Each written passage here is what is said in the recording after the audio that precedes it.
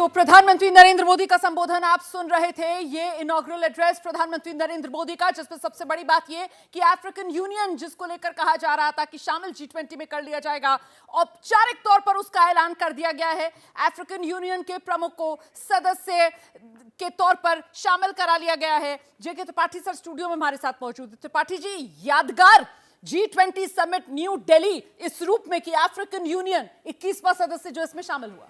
देखिए, African union को शामिल करने का मतलब यह है कि दुनिया की तकरीबन आधी आबादी जो कि अफ्रीका में गरीब देशों के रूप में रह रही है, उसको आप इस ऑर्गेनाइजेशन में, इस संगठन में एक उसको आवाज़ प्रदान कर रहे हैं। ये भारत के लिए भी एक गर्व का विषय है कि भारत जो कि जिसने कि अपनी प्रेसिडेंसी की शुरुआत ही की थी ग्लोबल साउथ की आवाज़ के तौर पे, उसकी आवाज़ को मान्यता दी गई और ग्लोबल साउथ के सारे ये सारे के सारे 55 देश जो हैं वो सब ग्लोबल साउथ के हैं, उनके यूनियन को एक तरह से मान्यता दी गई। तो आप ये देखिए, यूरोपियन यूनियन और अफ्रीकन यूनियन को एक बराबर रखा गया है इसमें।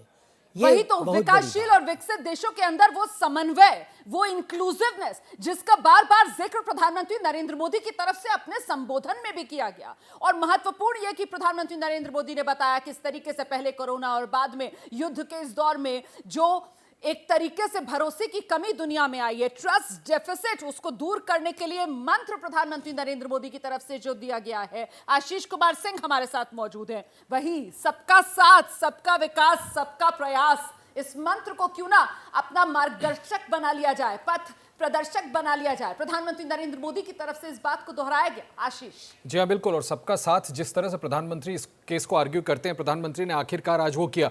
जब इतिहास लिखा जाएगा तब रोमाना ये याद किया जाएगा कि आखिर किसकी पहल पर अफ्रीकन यूनियन को G20 प्लस अब तो G21 हो गया, जिसका मैं और आप जिक्र कर रहे थे थोड़ी देर पहले, सक्रिय सदस्य बनाया गया। तो ये एक बहुत बड़ा कदम आज उठाया गया है सबकी सहमति से। जैसे प्रधानमंत्री ने सबकी सहमति ली और उसके बाद इसका औपचारिक ऐलान कर दिया गया। सदस्य के तौर पर उनको बाकायदा ले आकर के सेरेमोनियल तरीके से इंक्लूड किया गया डॉक्टर जयशंकर, भारतीय विदेश मंत्री द्वारा। तो ये एक बहुत बड़ी पहल हुई है। और प्रधानमंत्री ने, बिल्कुल सही आप कह रही हैं, प्रधानमंत्री ने जिक्र किया ट्रस्ट डेफिसिट को घटाने का। और अगर वो ऐसा होता है, जो कि प्रधानमंत्री की पहल, हम थोड़ी देर पहले जिक्र भी कर रहे थे कि किन किन बिंदुओं को टच करने वाले हैं प्रधानमंत्री इस बार G20 में अपने संबोधन में, तकरीबन उसी पर प्रधानमंत्री ने।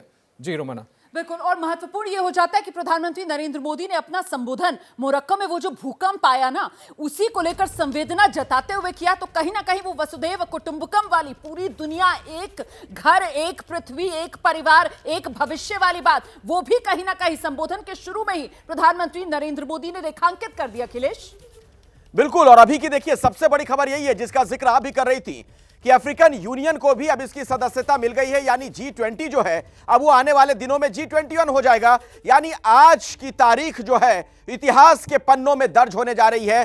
दिल्ली में G20 की जो ये बैठक हुई है, आपसे थोड़ा मैं समझना चाहूंगा आशीष, ये कितना महत्वपूर्ण है अफ्रीकन यूनियन को यहां पर जगह दिया जाना इस तरीके से। देखिए, ये पहली बात तो जो कुछ रीसेंट पास में, अभी पिछले कुछ सालों के इतिहास में देखें, चीन हमेशा से अफ्रीका को अपने नजदीक दिखाने और बताने की कोशिश करता रहा है, लेकिन उनका शोषण करने के लिए, उनकी अर्थव्यवस्था को पूरी तरह से निचोड़ लेने के लिए। एक्चुअल में अगर हम देखें, ग्लोबल साउथ की वॉइस इंडिया बन के उभरा है। ये रही रीसेंट पास की बात। लेकिन मैं आपको एक और बात बता दूं, अगर आप इमीडिएट फ्यूचर की भी बात सोचेंगे तो फिर जाहिर सी बात है कि इंडिया का इंटरेस्ट अब अफ्रीका में बहुत बढ़ जाएगा, चाहे वो डिफेंस हो, चाहे वो डिफेंस डील्स हो। और मैं खरीदने की बात नहीं कर रहा हूं, मैं बेचने की बात कर रहा हूं। और अफ्रीका में अगर आप डिफेंस एक्सपो और एरो इंडिया को देखें तो अफ्रीका पर इंडिया का बहुत ज्यादा फोकस रहा है। और साथ ही साथ ये बड़ी बातें प्रधानमंत्री मोदी ने किस तरह से कही, ये मोमेंट पूरा का पूरा अफ्रीका याद रखेगा ये मोमेंट को। उस पर आगे मैं आऊंगा, आपसे आगे भी बात करूंगा। पत्रकारिता कोई इमोशन नहीं है, ना अपना कोई ज्ञान देना है और ना कोई विचार थोपना है। पत्रकारिता क्या है? पत्रकारिता का मतलब है सही जानकारी इकट्ठा करना और तथ्य बताना। पत्रकारिता आज जितने महत्वपूर्ण दौर में है, शायद पहले नहीं थी। इस दौर से निकलने के लिए सिर्फ सच दिखाने की जरूरत है, वो सच जो आपके हित को आगे रखे। इसलिए अब रात 9 बजे प्राइम टाइम नहीं होगा, ये आपका टाइम है। जगविंदर पटियाल के साथ देखिए पब्लिक इंटरेस्ट, सोमवार से शुक्रवार रात 9 बजे सिर्फ ABP न्यूज पर। एबीपी न्यूज आपको रखे आगे।